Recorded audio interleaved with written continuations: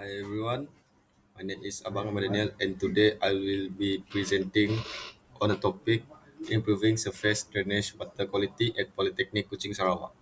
The issue I've chosen is focus on low water quality in the drainage system surrounding the PKS campus. In this presentation, I will analyze the environmental and social impacts, discuss ethical concern, and propose green engineering solution that align with the United Nations Sustainable Development Goals, particularly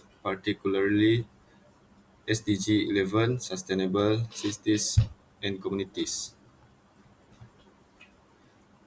Currently, the drainage channel around PKS show poor water quality, that the water is often murky, there's a bad odor, and litter accumulate after rain. The main source of pollution likely come from stormwater runoff carrying oil and grease from vehicle.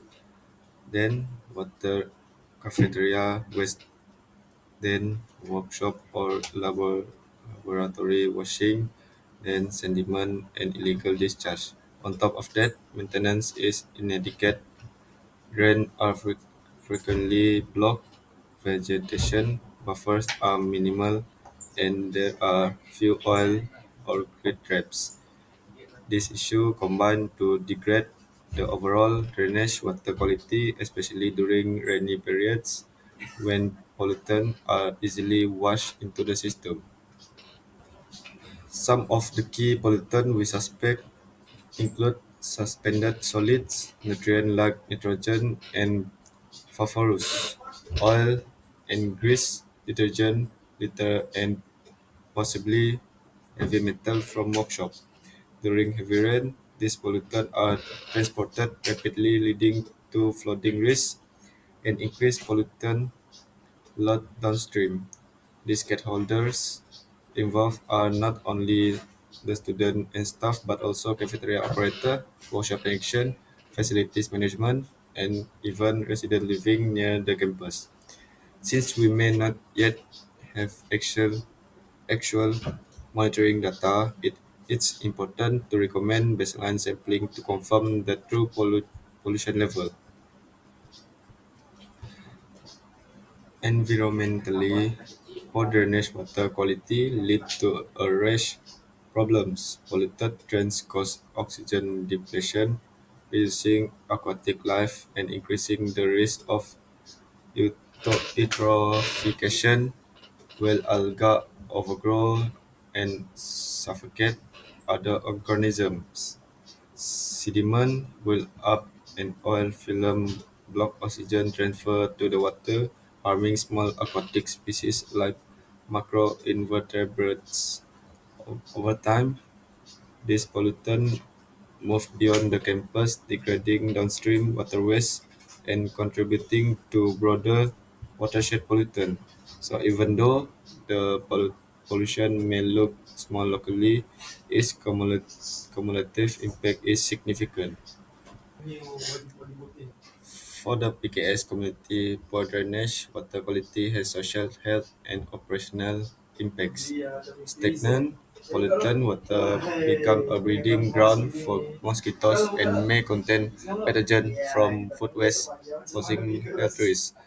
The unpleasant smell and unsightly drains affect campus image and comfort level. Operationally, maintenance teams face higher costs and frequent drain blockage, which can lead to localized flooding that disrupt campus access. Altogether, this problem affects both the well-being and reputation of PKS. From an ethical point of view, this issue relates to environmental justice and institutional responsibility.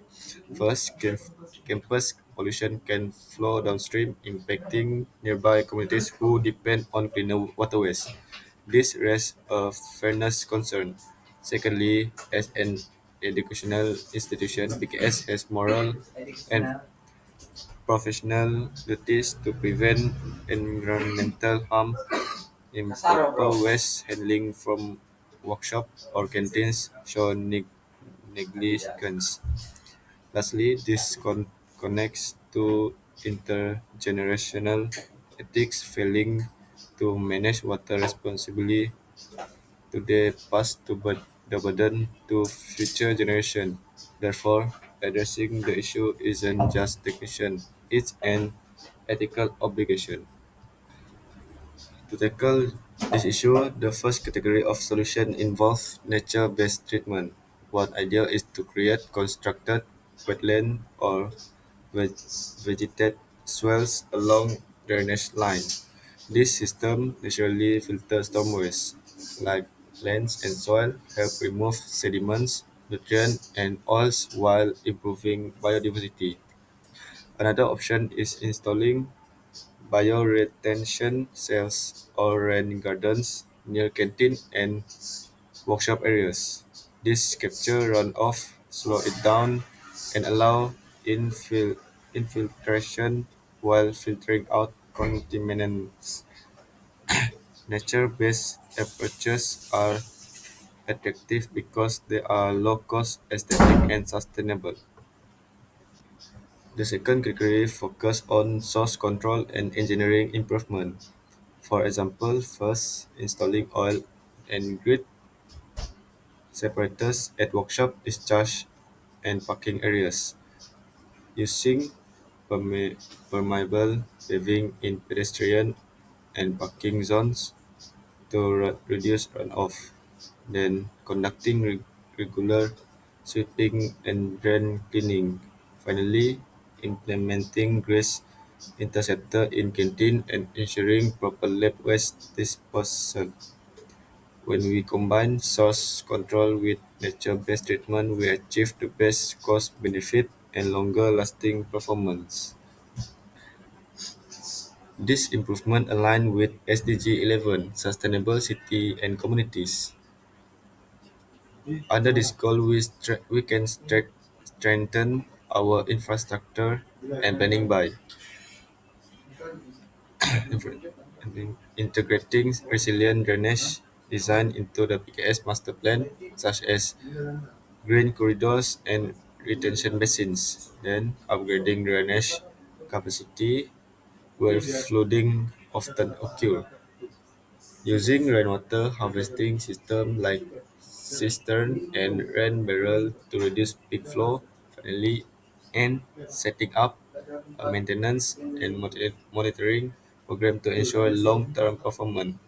Each of these support SDG 11 target for resilient infrastructure and disaster risk reduction.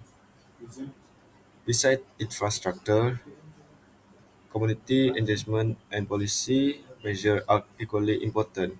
PKS can organize awareness campaigns to educate students and staff on proper waste disposal and spill response.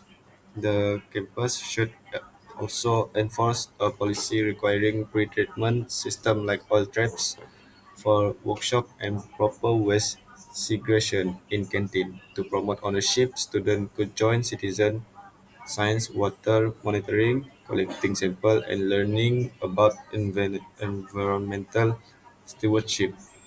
When people are involved, sustainability becomes part of campus culture.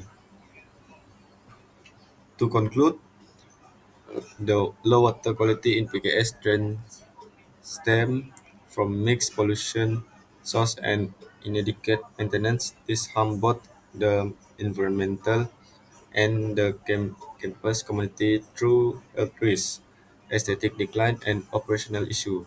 By implementing a combined green engineering strategy such as constructed wetland, bioorientation cells, permeable pavement, and oil grid separator, along with SDG 11 aligned planning and awareness program, PKS can significantly improve water quality and resilience.